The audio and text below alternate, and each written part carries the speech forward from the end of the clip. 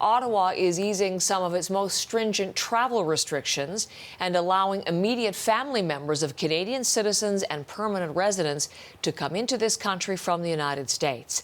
Let's go to Michael Serapio with the terms of this exemption. Michael, apparently not everybody's happy about it. No, and that might be surprising to some because, here we have many families hearing the headline that there was going to be a loosening of restrictions along the border, and that would theoretically make people happy because, as we know, the Canada-U.S. border has been closed to non-essential travel since COVID-19 took hold here, and that really has meant, Heather, that those who have loved ones on either side of the border have been kept apart. And then comes this news that there would be exemptions for families.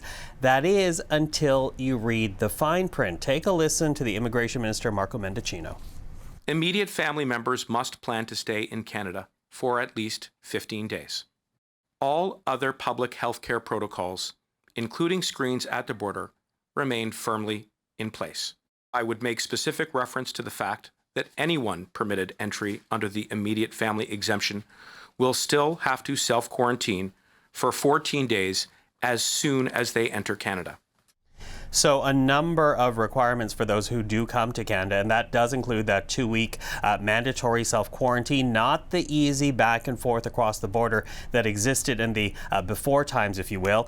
We have to point out that Canadian citizens abroad, including those who live in the United States, have always been allowed to come back home. So that leaves some wondering, who is this new policy really meant to help? And really, this is an exemption for families who have unusual circumstances. For example, Americans who have partnered with Canadians who have never pursued citizenship in this country. Very little help to someone like Christine Markovitz, who you're looking at right here, who has not been able to hug her mother for months, for now having to settle for physically separated visits, with her sitting on the Washington state side of the border and her Canadian mom in BC, as you see here. Take a listen to her frustration.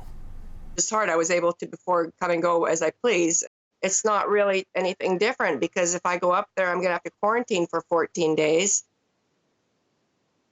And I can't even take my dog for a walk with what's going on right now, with the financial situation and people losing their jobs. Who's going to be able to take 2 weeks off work just to go to see their family? So this policy will help some without a doubt, but not the vast majority who were perhaps happy to see the original headline. For now, the border restrictions remain in effect at least until June the 21st here, Heather.